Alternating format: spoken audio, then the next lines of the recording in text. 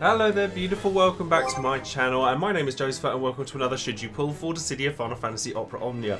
Now as you can see I'm wrapped up pretty warm because it's gotten freezing here in the UK all of a sudden just before Christmas. Unsurprising really, but today we're here to talk about one of my favourite characters, probably the one I'm most well known for, getting their BT plus in Kuja, and also Jegran, who I really like the Crystal Bearers, but Jegran is an interesting character to say the least, being a character that turns into an airship, amongst other things. But we've got their kits coming along. 8 is also getting an update here, so we have a lot to cover. So if you want information on all that stuff and the event that comes along with them, then stay tuned and keep on watching. Before we get started, of course, don't forget to check out all of my social media links down below. Over on Twitch, obviously, I stream every event for Dissidia as it goes live, and I also stream a lot of Final Fantasy XIV and other Final Fantasy titles. Still waiting for Final Fantasy VI Pixel Remaster so we can get on with Final Fantasy Count Up, I think. But I think that with any luck, we should see that around New Year's time, so it'll be a nice way to kick off the new year as well. Over on Patreon, I do obviously shout out one of my patrons for their kindness and for their support of this channel every time I release a new video. And today that person is going to be Lude Pasta, who is brand new to my Patreon and is actually the first of my patrons to ever pick Onion Knight as their title card, which is really cool. So a massive thank you goes out to you and to all of my other patrons for supporting the channel as much as you do. Certainly this close to Christmas, it means an awful lot. And of course, big shout outs go out to all of the other content creators and resources out there for Dissidia Opera Omnia, including Midiu and Leo Bob for their translations on Reddit, Tom Reed Troop for their fabulous infographics, and then Dissidia DB, Dissidia Info, DissidiaCompendium.com for all of their information that we all use on this channel, and I would encourage you guys to do the same.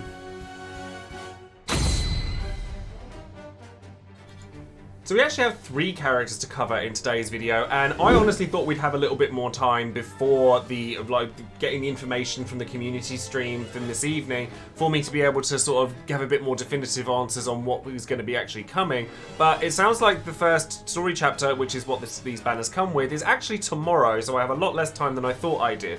But we'll talk about each of the characters individually that we know should be available on these banners. And there's 3, actually, or at least going by JP. They were all released on the same day. And the first of which contains Jegran, his full kit, BT. He's the brand new BT character, which we'll get to in a moment. And he also brings Rude LD along for the ride, who honestly is very power crept at this point and isn't a character I would chase down, which is such a shame because he was such a cool character when he came out. He was really powerful at the time, and to see him not really get used anymore is kind of sad.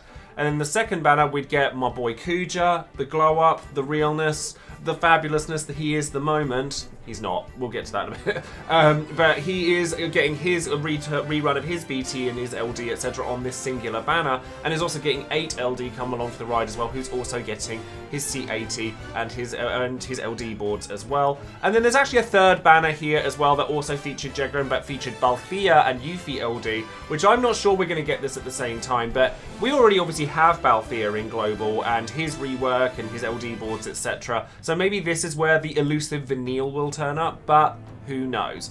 So as I said, 8 comes along here and gets his LD boards. Now 8 is a bit of an awkward counter tank as well, we know from when we've used him before. He's fine, like there's nothing wrong with him, but he always just didn't seem to do a lot else for the party. Like I always consider that the tank usually does seem to give support to the party as well, like Auron by way of his full break melee like debuff, through like Galoof with his like HP regens and cover, etc. That there's auras and stuff that tend to go with tanks or counter tanks at the very least. Whereas 8 is a counter tank that seems to need supporting rather than one that provides it, which is always a bit strange to me. So he has his LD boards come around. His lock that he gets from his LD gets extended, which is sorely needed because he himself doesn't take very many turns, but he counters very frequently, but he doesn't have an awful lot of ways of making sure the enemy's always attacking him. So to have this extended is really good. And basically it just increases the amount of damage that he deals with both Explosive Fist itself and Counter Rush. Now Counter Rush is a defense ignoring counter attack, which is nice, but ultimately, if you have Auron or Galuf or Gladio or any of the other counter tanks that are available, realistically you don't need to be pulling on 8. He's not bad. honestly, the only thing I will say about 8 that really sort of turns me off him as someone who has his LD more than anything is just how long his animations take. Because he has his counter rush, he actually has 2 counter attacks. He has break sight blow and he has counter rush, which are both like defense ignoring attacks, which is nice. They take ages. If you're going to be using 8 in a party, be prepared for your run to take a lot longer than it would without him, because he does take ages through his animations, and because he's doing it every time somebody attacks him, it adds up. So that is a bit of an off-putting thing for me with 8. Now, as you all well know, I am a big Kuja fan. I love my Kuja, I love his design, I love the way he moves, but honestly, in Dissidia, I've always found him a little bit boring, if I'm perfectly honest. But he gets a rework here, which leans him into a slightly more different category to what he started as. He's already kind of made this transition into a more support-oriented damage dealer than he was previously, and his BT plus and his rework kind of cements that even further. So, his Ring Holy is now 80% splash damage to non-targets when using the plus versions, but given that you're using his EX and his LD, etc., you're going to have maximum stacks for his Dark Messenger abilities that gives you the plus versions, so you'll be using the plus versions and not the normal ones anyway, so I wouldn't worry about it. And then Ultima gets a pretty big glow up, actually, by having its potency increase, which was always the biggest issue with Ultima, is that it looked really cool. It was one of the first attacks that had multiple HP dumps, but it hit like a wet noodle, at least the first lot, but now it does a bit more damage, and it does 100% AoE damage instead of split damage, which it did previously, and you get Brave Recovery between the HP hits. So it functions more like a normal multi-HP dumping attack, but with 100% AoE damage. It's not on the level of Twins or anything, but it definitely makes a big difference. And then his LD board comes around as well, that's been updated, because when his LD board came around the last time, it was honestly a bit of a joke. It didn't really do anything for him, but Seraphic Star was really, really powerful when it came out, because it had so many HP dumps in it, and it's still really powerful now. In fact, like with his BT effect, with certain other characters, you can make this hit really hard still, but now it also inflicts the Melody of Life debuff that his Ring Holy inflicted, which was his Imperil for Holy, which combines well with his Terra's Crystal buff that he gets from this, where he's able to enchant the party for Holy, increase weakness damage, all that good stuff, and that's been updated as well, so that you get HP damage up for the party, more so for Kuja, and elemental weakness damage up, more so for Kuja, same again. And it also now restores one use of both of his other skills, which is again a big deal for Kuja, because he really ran out of skills very quickly, because you had to be spamming them pretty much consistently every time he took a turn. His BT weapon, originally it did just party brave damage up and then party enchant, but a bigger enchant, because there is actually a percentage attached to enchantment, where if you're dealing more damage, like based on the amount of percentage you're getting from the holy enchant, and that's obviously a thing that gets increased when using his BT attack, and party brave damage cap goes up as well. And with the BT plus, you now get party brave damage up 50%, which is a very, very good amount, and you get party brave damage increased again. And obviously the attack itself now hits harder. Kuja is fine. He's fine. If you have Barts, you have pretty much no reason to be using Kuja at Green State, because, like I said, Kuja has gone more into leaning into the support-based aura, like all these good things with auras, where his BT effect does it, his LD does it. He's got lots of nice things that provide offensive stats to your party. And then he hits hard. He hits harder than Bart's does, but he also doesn't refill everyone's bravery to maximum every time they attack. The brave damage up is nice and everything, but with C90 just around the corner, you're going to find that a lot of characters' brave damage is very self-sufficient and doesn't require brave damage increases, because the stat increase is that high that you just get pushed over the edge and you're going to be hitting for brave caps anyway. The one thing I will say for Kuja that's in his benefit is that if you're in an AoE sort of situation and you don't necessarily want to use Twins, because Twins will always hit harder than Kuja, then you do have the brave damage cap up as well, whilst doing a decent amount of AoE damage. I'm going to be greening Kuja because he's one of my favourite characters, but I'm not sure I would suggest it for everybody else. So now let's talk about the new character that's coming along here, which is Jegran. Now, first things first, before we go into the kit, just look at Jegran for a second. He's from Crystal Chronicles Crystal Bearers, which I do really love, but he was a Lilty. Now, if you've played any of the Crystal Chronicles games, Lilties were like the equivalent to Lalafels or Shantotto, that kind of thing, and this guy is huge, hulking, and turns into an airship, so he's a little bit different from the others. Jegran's kit is not bad. I'm going to say that now. He's not bad. What he is he's aggressively uninteresting. So basically he's a selfish DPS that has a lot of defense ignore in his kit, and he also can hit for rainbow numbers similar to what we've seen from like Core and Setzer, but only for him. So his whole mechanic revolves around crystallization. So you can inflict this with various different abilities that you have, and it's a stacked sort of debuff in a similar vein to what Trey or Pronto has, where it's like a special effect rather than a debuff. That is defense down, which is nice for the party. And as long as you've stacked up the up to 3 uses or 3 stacks of crystallization, you get another attack that comes at the start of Jegran's turn, which is a ignore defense attack. It has a chance of capping damage, so rainbow damage, etc. And then it removes crystallization, and then you build up the stacks again. So you have Vacuum Slash, which does a multi-HP dump, so 2 HP dumps, and then you get obviously an extra double HP dump if you get a Crystal Fist go off at the beginning of your turn. And then Blade Boomerang is another sort of way of inflicting crystallization on the enemies, is an AoE Brave HP, and also gives him his generic attacking buff. And then you get Set Crystallization Slash as a C65, which makes it so that you get 2 stacks of crystallization from using it, and a bit of attack as well, nothing special there. His EX is a way of giving him the ability to stop his bravery from going under 10%, so he can't be broken very easily. You also get crystallization stacked on all enemies, and he gets some more attack out of it, and it's a 2 HP dumping attack again.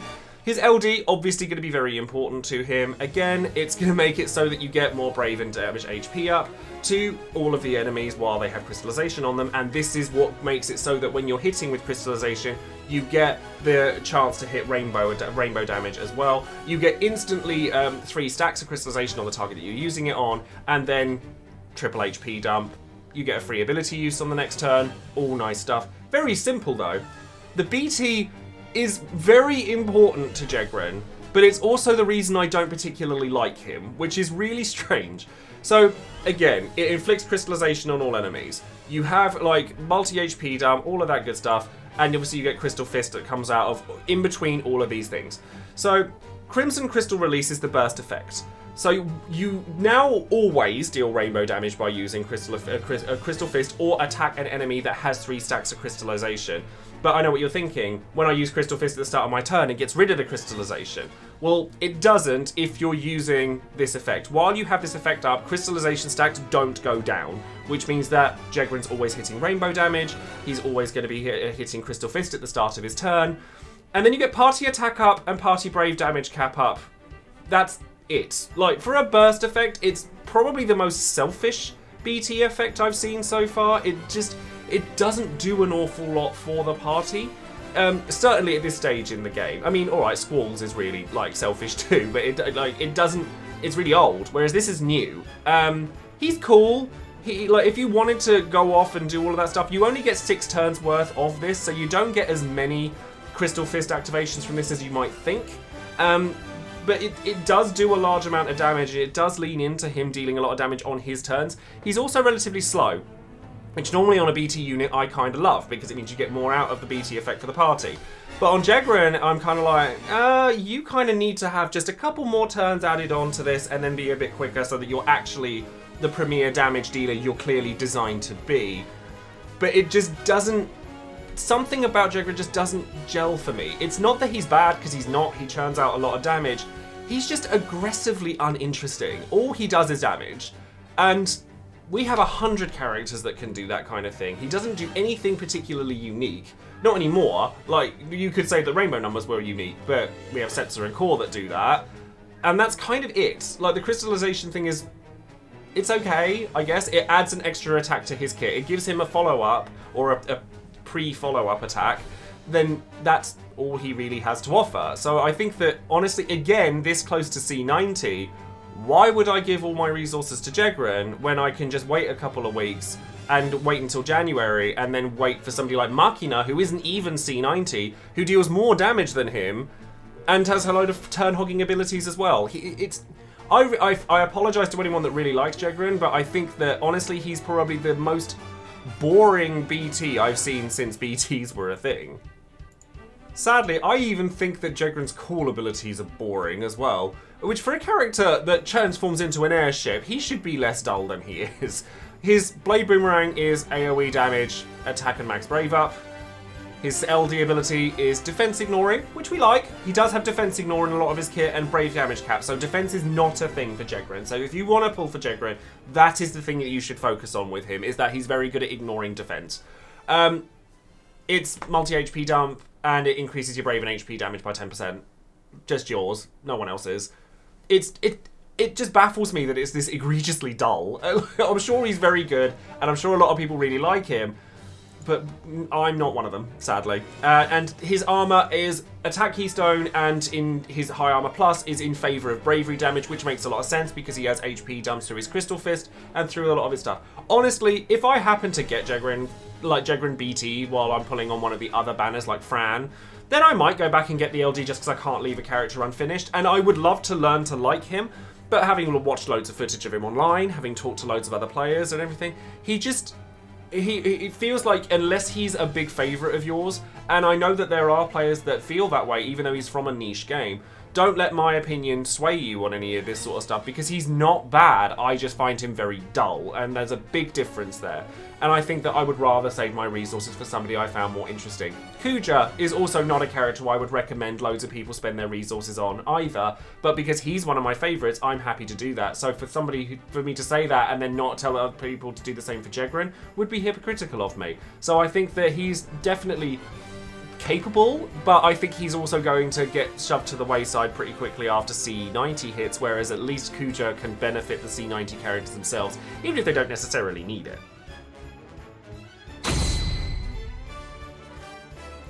So now, of course, we come to the event which goes along with Jegran's banners, which is the next story chapters, which is Act 3, Chapter 5, Part 1.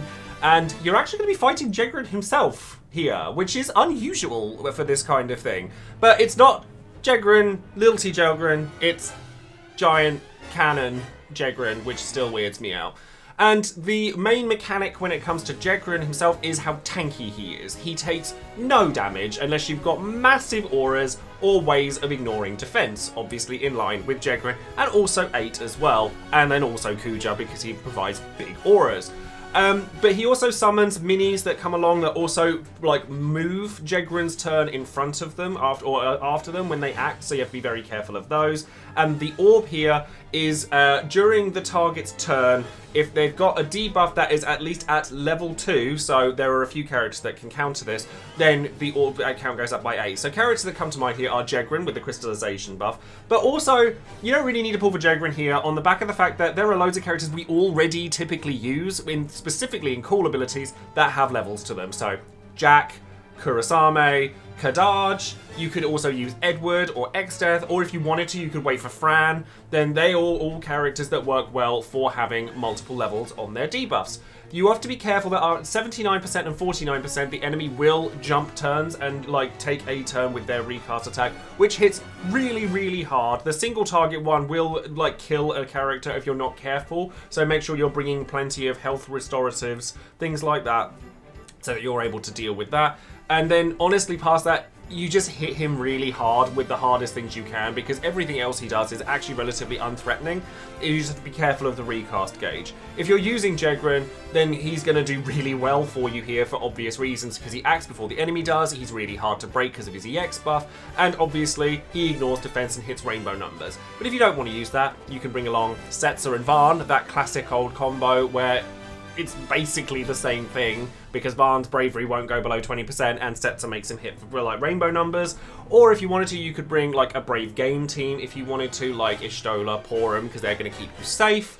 Places like that, or you could use Bart's just to make it so that your bravery's always capped so that you deal damage that way. There's lots of little bits and pieces that you can do to take this fight on. Just be very careful of the heavy recast attack and making sure that Jegran gets turn, or enemy Jegran gets turned so that he can fulfill the orb. But, you know, if you've got the right BT effects and stuff like that, honestly, you should be fine. So now, of course, we have Would You Pull, the section of the video where you, the viewer, get your chance to let your voice be heard and tell everyone whether you would or wouldn't pull on a banner and why that might be the case. So obviously we have two banners here. I'm not going to talk about the Balthier one because I don't really know what's going on with that, and if we see Vanille on it, well, I've already made a video on Vanille, so we thought about that when she was coming out the last time and she didn't, so I'm going to leave that one. But with the two banners that we do have, we're going to talk about Kuja's banner first and then go straight into the numbers. So a big thank you to everyone for voting and for casting their comments and all of that good stuff, so thank you very much for doing that. 0% for gems, 0% for 100 more tickets, 15% for less than 100 tickets, 65% of players who voted said that they already had everything they wanted from here, and 20% of people said that they weren't interested in them. And honestly, I get why. Like, Kuja might be my favourite character, or certainly one of them, in Final Fantasy as a whole, but I don't need him to be busted in this game for me to enjoy him, and also I don't need to play him in this game to continue to enjoy him either. Even if I didn't play Kuja, he'd still be one of my favourite characters. It's just I don't particularly like him in this game. But that being said, I am still going to play him because I want to, quite simply, but he is largely superfluous. He's not a character that everybody has to have, and we are on the cusp of another power creep, and honestly, one of the most annoying things when it comes to Kuja in Dissidia is he always gets released like he's really, really powerful, and then something else comes out that completely puts him to the sideline. So it happened with his EX, it happened with his EX Plus, it's happened with his LD, it's happened with his BT, now it's happening with his BT Plus as well. It's actually kind of annoying that it happens to the same characters quite a lot. Comment below, actually, if it's something that happens to your favourite character a lot as well, and tell me who it is, because I do think that there are certain characters that get dealt a bum hand in this game, and Kuja is definitely one of them. And then going on to the Jegran banners, 14% of people said that they were going to use gems on this banner, 11% of people said they were going to use 100 or more tickets, 25% of people said they were going to use less than 100 tickets, and 50% of people said that they weren't going to pull at all. I am very firmly in the no thank you. Not because I think Jegran's bad. His playstyle and his lack of interaction with other characters is what makes him boring to me. Like, I like combos, I like fun things that I can do with other characters, and Jegran, for better or worse, is completely self-sufficient. Like, he does his thing at his pace, and that's it. Like, there's not really many ways you can really interact with it. You can't increase his damage because he hits for cap anyway. You can increase his brave caps, like with Kuja or something, but that's kind of the only interactions you can really do with Jegran, and that's kind of sad. Maybe Core and Jegran would work well because you get extra follow-ups on everything, but other than that, I can't think of much that I would want to use Jegran in.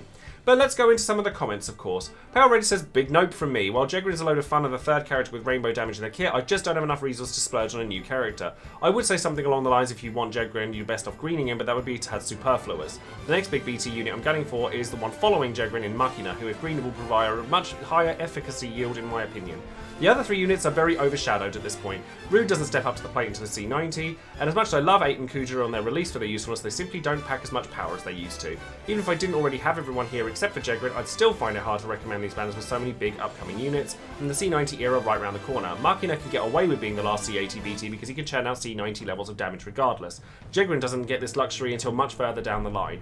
Jegran, again, when his C90 comes out, like, yes, we always say, like, C90s are good for everybody. Jegran's is actually still relatively mediocre compared to the other units around him when he gets his C90. And honestly, by saying, like, if you want the most of Jegran, you're best off greening him, honestly, Jegran without his BT at 3 out of 3 is aggressively mediocre as well as aggressively dull. So he just doesn't, you need that BT 3 out of 3, which is really harsh because you have to invest really heavily into him for a character that unless you really love him, you're just not going to use after C90 comes out, which I just think is a real shame.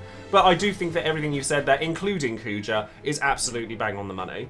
Lewd Pasta says, 1000% going all in for Jegran. Massive Crystal Bearers fan, so I've been waiting ages for him to finally arrive to Global. The rainbow damage is very nice for tanky fights, so he's got that. He's pretty useful in other future fights too, namely for the Orb in Edgar's and his own Lufenia Plus, and also in Gladio's Lufenia Plus and Transcendence 7 since he can rainbow through their high defenses and mitigations. To be honest, I'm sure it'll be kind of nice to have a DPS who can easily cap without needing loads of auras, even if he won't be doing as much HP damage as somebody like Jekt. Anyway, going to be using him as much as I can when he comes out. I'm excited, also he turns into an airship.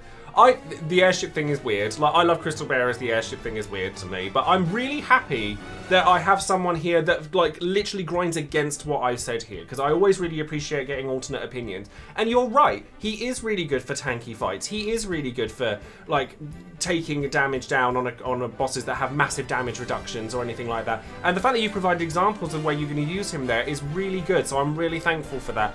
But I still stand by my opinion in that I think that my problem with him isn't that he's bad, it's that I just find him really dull. Gremlin also says, Crystal Bearers is a deeply personal favourite of mine, so this is the banner I've been waiting for all year, and I can't wait to give him the gems and ingots I've been preparing. I only recently got back into JP picking him up, and it's a blast unloading his BT plus with constant crystal fists going off, even if it's only for 12 turns total, edging out a couple more by using calls. The only shame is his dreadful placement now right before C90, then getting his own C90 rework just before force weapons come up. He is a very much the same as Kuja. He is very much a victim of poor timing. Had these two been released a couple months ago, I might have felt completely differently.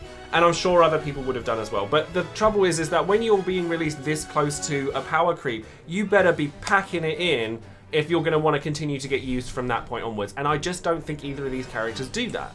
Then finally, Goose says Kuja and Jegran share a problem in that both of their kits are aimed at capping bravery, Jegran for himself and Kuja for the party. In a vacuum, that's really nice. Kuja's kit in particular would probably be great if everything carried on the way it's been for the last few months. But with C90 on the horizon and characters getting huge hikes in personal brave damage and gains, hitting brave caps is going to be the least of your concerns. As a damage dealer, Jegran just doesn't have the HP dumps to be very enticing. As a support, Kuja's auras are probably way overkill for brave damage, and he doesn't lean into HP damage or caps.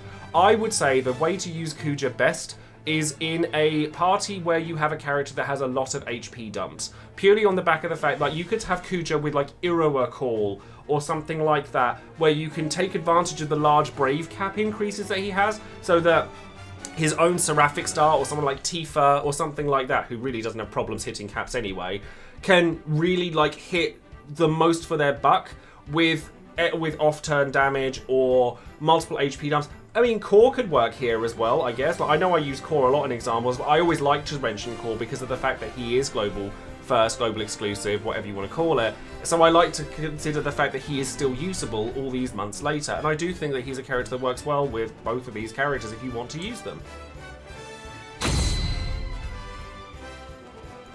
So now, of course, we come to the big question of the video. Should you pull for Jegran and Kuja? In my honest opinion, even though Kuja is probably the most iconic character for this channel, no, honestly. I think there are merits to each of them. Like, Jegran is fantastic at dealing damage, brave shaving, basically. He hits, like, he ignores defense, he caps his bravery, he does his own thing, and he does it with a decent number of HP dumps, even if it's not a huge number of them. But he requires his BT, in my opinion, at 3 out of 3. You need to have that BT effect in order to really capitalize on his damage, because without it, he is really not very good, in my opinion. I think that he's very selfish in that selfish damage dealer on and of itself is not a bad thing. He has barely any interaction with any other character, which some people might really like. Like, the fact that he is completely self-sufficient because of the mechanics of his damage, some people will really like that. I am not one of those people. I like the interactions between other characters and finding that perfect blend that gels and it just works. And Jegran doesn't fit in with that playstyle for me, so he's not very interesting to me.